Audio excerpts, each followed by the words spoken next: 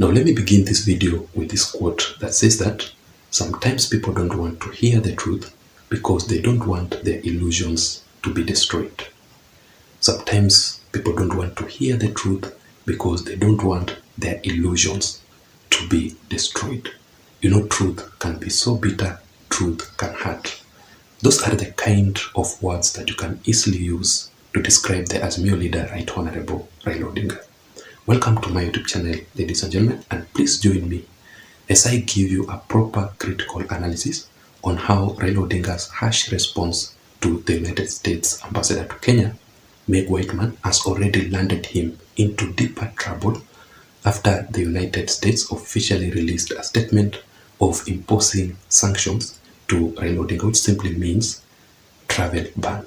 But before we go into deeper details of this video, just in case you're here for the first time, or maybe you're currently watching yet you haven't subscribed, I'm just requesting you to please take a second or two and click to the subscribe button. You can also give this video a like. To my returning subscribers also, I want to take this opportunity to really appreciate you for your continued support. Basically, without the support, then this platform cannot be where it is currently, and that is why I don't take the support for granted. If you want also to be automatically receiving the notifications updates from YouTube itself immediately I post a video on this channel, just press the notification bell. Now let me explain it to you this way. Recently, the United States ambassador to Kenya, Whiteman, spoke highly about the previous 2022 general elections during the devolution conference event that took place in Eldoret County. And from her statement, I managed to get the following. First of all, Whiteman said that the previous 2022 general elections was the most credible elections that has never been conducted again in Kenya's history. Secondly, the final results were upheld by the Supreme Court of Kenya. And thirdly, the power was officially transferred peacefully to President William Samoei Ruto. Now, those kind of words did not go well with Azimio la Umoja Alliance leaders who are still living in denial, who their main problem is that they don't want to accept the truth that they lost the previous 2022 general elections to President William Ruto. But here is the tip of that clip by Whiteman. Just listen to it very carefully. Let me unpack a couple of these areas. Democracy. I arrived in Kenya days before the August 22 general elections. What I witnessed was nothing short of remarkable. Kenya held what many analysts and commentators say was the freest, fairest, and most credible election in Kenyan history. The elections were observed by international and local election organizations, and the results were upheld by the Kenyan Supreme Court, and power was transferred orderly and peacefully at the time. So in response to that statement, I want you to listen to how Azimio la Umoja Alliance leaders were so much bitter when they are told that they lost the previous 2022 general elections to President William Ruto, responded back to Whiteman. So I want you to listen to this speech by Azimio leaders. Then I want you to listen to this response made by Raila Odinga yesterday while addressing a statement at the devolution conference event in Eldoret County. Just listen. We believe that our electoral system is fundamentally flawed and dysfunctional. We believe that our people are being taxed to poverty and death. We believe that corruption threatens the security and prosperity of our nation. It is for these reasons that we have agreed to the establishment of the National Dialogue Committee.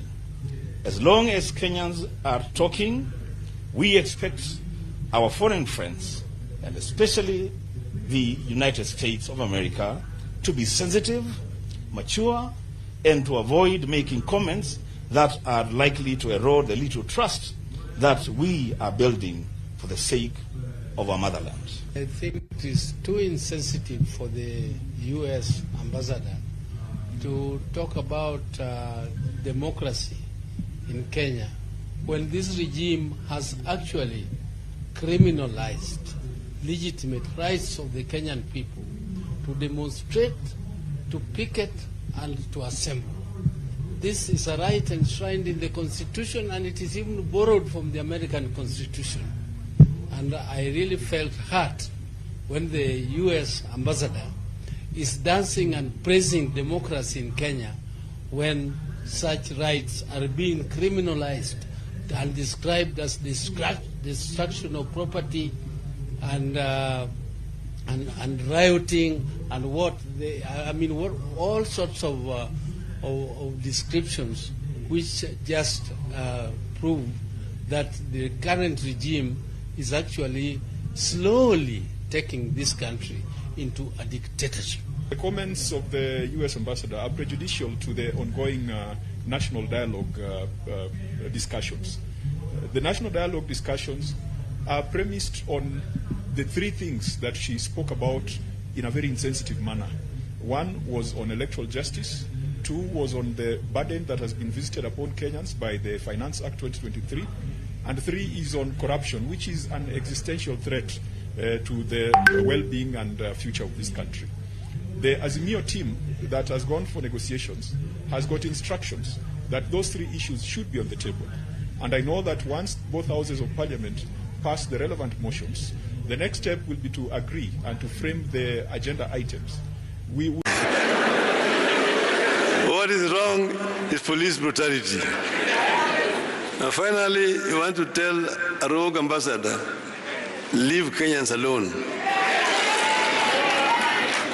If Mandamano can lead to a dialogue between Ichungwa and Kalonzo, everything is good with Mandamano.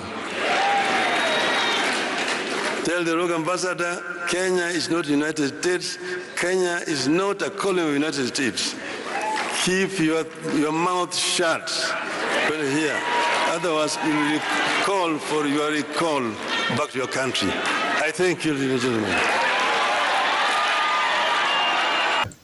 So after that statement made by Raila Odinga responding to Meg Whiteman, this is how Kenya Kwanza Alliance reacted. First of all, President William Ruto himself sent the Prime Cabinet Secretary, Musalia Mudavadi himself, who hosted the United States Ambassador to Kenya, Meg Whiteman, and I want you to look at this photo here. Just look at it very carefully.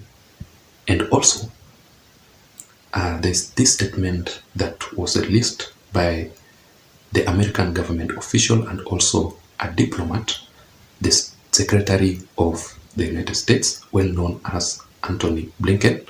Let me just read for you this statement. It says that, in line with the importance of holding those responsible and ensuring no impunity is encouraged, the United States government urges the international and foreign community to be vigilant in supporting the sanctioning of any conduct of adverse disrespecting of our officials, which cannot be tolerated at all. Then he tags the Foreign Office in Kenya, the diplomatic mission, the United Nations agencies, together with the international organizations based in Kenya. So that is the official statement that was released by Anthony Blinken, who is the Secretary of the United States to Kenya. Now let us wait and see how things will work out. Otherwise, I don't have much. Let me hear your thoughts on the comment section below. What do you think about Raila Odinga's response to Meg Whiteman? Because in my considered opinion, Meg Whiteman believed in a statement and she just talked about what happened about the previous 2022 general elections. She did not mention anyone. She did not even point out fingers at anybody. What can you say about all these issues? Thank you so much for watching. Thank you so much for listening. Until next time, my name is Jason, but please don't forget to subscribe to my channel. Bye bye.